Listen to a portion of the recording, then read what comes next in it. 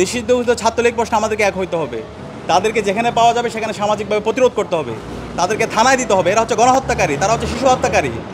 বাংলাদেশের প্রধান উপদেষ্টা ওনার সবার সঙ্গের উপরে সন্ত্রাসী ছাত্রলীগ এবং নিষিদ্ধ ঘোষিত আওয়ামী লীগের সন্ত্রাসীরা হামলা করেছে। আমরা এই হামলার প্রতিবাদ জানাচ্ছি।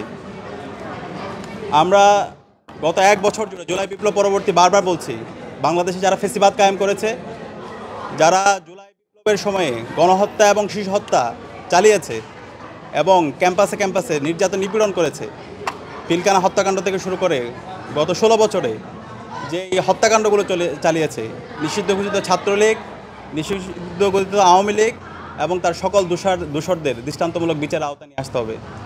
গণহত্যার বিচার করতে হবে। কিন্তু 1 বছর জুড়ে আমরা এখন পর্যন্ত খুনি হাসিনা এবং তার দোষরদের যেভাবে বিচার আওতায় নিয়ে আসার জন্য যেভাবে তড়িৎ বিচার আয়োজন করা দরকার ছিল, আমরা এখন পর্যন্ত ধীরগতি দেখতে পাচ্ছি। যেভাবে তাদেরকে সামাজিকভাবে প্রতিরোধ করা দরকার ছিল, তার আমরা ধীরগতি দেখতে পেয়েছি। যে কারণে আজকে নিষিদ্ধ ঘোষিত ছাত্রলীগ, নিষিদ্ধ ঘোষিত আওয়ামী লীগ তারা বিদেশে এই ধরনের দুঃসাহস তারা দেখাতে পেরেছে।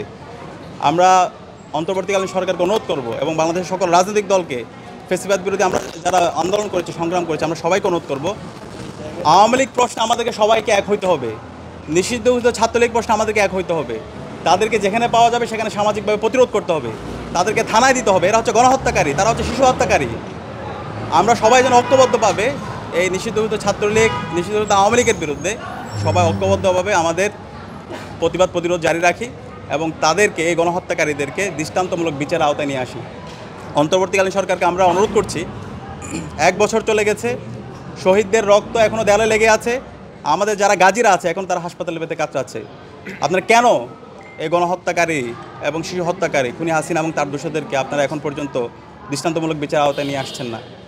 এবং একই সাথে আমরা দেখতে পাচ্ছি তাদেরকে বিভিন্ন জায়গায় দায় মুক্তি দেওয়া হচ্ছে। এখন পর্যন্ত ফ্যাসিবাদের দোষরা বিভিন্ন জায়গায় বসে আছে, তারা অ্যাডমিনিস্ট্রেশনে বসে আছে, তারা বিচার বিভাগে বসে আছে, বিশ্ববিদ্যালয়ে তারা বসে আছে। আমরা ঢাকা বিশ্ববিদ্যালয় থেকে ফ্যাসিবাদের সকল দোষরদের বিরুদ্ধে আমরা জিরো টলারেন্স ঘোষণা করছি। আমরা তাদের বিরুদ্ধে বিশ্ববিদ্যালয় প্রশাসনকে ব্যবস্থা নেওয়ার জন্য অনুরোধ করছি। আমরা দাবিদাওয়া উত্থাপন করেছি এবং খুব দ্রুতই শিক্ষার্থীদেরকে সাথে নিয়ে আমরা এই খুনি হাসিনা এবং তার সকল দোষরদের বিরুদ্ধে আমাদের আন্দোলন সংগ্রাম জারি রাখবো। এবং একই সাথে বিদেশে অবস্থানরত বাংলাদেশের যে মিশনগুলো আছে, তাদের দায়িত্ব ছিল নিরাপত্তা এনশিওর করা, কিন্তু আমরা তার ব্যর্থ দেখতে পাচ্ছি। এবং ফ্যাসিবাদের দোসররা যে বিভিন্ন ধরনের ষড়যন্ত্র চক্রান্ত করছে, তাদেরকে যেভাবে দমন করা দরকার, তাদের বিরুদ্ধে যেভাবে আইনানুগ ব্যবস্থা নেওয়া দরকার, সেই জায়গাও আমরা ধীরগতি দেখতে পাচ্ছি। আমরা সবাইকে অনুরোধ করবো, এখনই সময়, আমাদেরকে ঐক্যবদ্ধ হইতে হবে। আমরা যারা জুলাই আন্দোলন করেছি, আমরা প্রত্যেকে পরিচয় ভুলে গিয়ে ফ্যাসিবাদের বিরুদ্ধে আন্দোলন করেছিলাম, জালেম হাসিনার বিরুদ্ধে আন্দোলন করেছিলাম। এখন নতুন বাংলাদেশ বিনির্মাণ করার জন্য বাংলাদেশ প্রশ্নে, জুলাইয়ের প্রশ্নে আমাকে সবাইকে ঐক্যবদ্ধ হইতে হবে। হাসিনার বিচারের দাবিতে এবং নিষিদ্ধ ঘোষিত আওয়ামী লীগের সন্ত্রাসীদের বিচারের দাবিতে, ছাত্রলীগের সন্ত্রাসীদের বিচারের দাবিতে আমাদের ঐক্যবদ্ধ হইতে হবে। বাংলাদেশে আমরা যারা বাংলাদেশপন্থীরা আছি তারাই থাকবো। যারা দিল্লির এজেন্ডা বাস্তবায়ন করেছে, যারা আমার ভাই আবরার ফাহাদকে শহীদ করেছে, ক্যাম্পাসে ক্যাম্পাসে আমাদের শত শত ভাইদেরকে শহীদ করেছে এবং গণহত্যা এবং শিশু হত্যা করেছে, তাদের বাংলাদেশে রাজনীতি করার অধিকার নাই। তাদের বিরুদ্ধে আমাদের সামাজিক প্রতিরোধ, তাদের বিরুদ্ধে আমাদের দৃষ্টান্তমূলক বিচারের আওতায় নিয়ে আসতে হবে এবং এর মাধ্যমে বাংলাদেশে আমাদের সকল ফ্যাসিবাদের বিরুদ্ধে আমাদের সবার অবস্থান পরিষ্কার করতে হবে। আমরা আশা রাখছি আমরা সবাই ঐক্যবদ্ধভাবে এই খুনি হাসিনার বিরুদ্ধে এবং নিষিদ্ধ ছাত্রলীগের বিরুদ্ধে আমরা সবাই ঐক্যবদ্ধভাবে তাদের বিরুদ্ধে আমাদের আন্দোলন সংগ্রাম জারি রাখবো এবং অন্তর্বর্তীকালীন সরকার সেই জায়গায় দৃষ্টান্তমূলক বিচারের আওতায় তাদেরকে নিয়ে আসবে। সাদিক, আজকে যারা ডাকসুর ভিপি প্রার্থী ছিলেন তারা সম্মিলিতভাবে একটা অভিযোগ জানিয়েছে বিসিবির কাছে যে ডাকসু নির্বাচন বিভিন্ন কারচুপি হয়েছে, ব্যালট পেপার পড়েছিল অরক্ষিত অবস্থায় নীলক্ষেতে। এই বিষয়গুলো আসলে আপনারা কীভাবে দেখছেন? আচ্ছা, এগুলো বিশ্ববিদ্যালয়ে নির্বাচন কমিশন আছে, তারাই জবাব দেবে, এটা তাদেরই কাজ।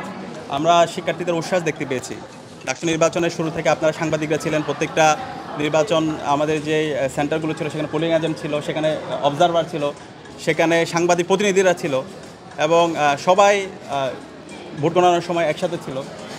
তো এই সব বিষয়গুলো আমাদের কাছে পরিষ্কার এবং সবগুলোর হচ্ছে সিসিটিভি ফুটেজ আছে এবং যেই দাবিগুলো উত্থাপন করেছে আমরা এগুলোকে সাধুবাদ জানাই। এটা বিশ্ববিদ্যালয় নির্বাচন কমিশনের দায়িত্ব তাদেরকে সহযোগিতা করা এবং সব কিছুর আনসার দেওয়া। আপনার সাধুবাদ জানাচ্ছেন সেটা?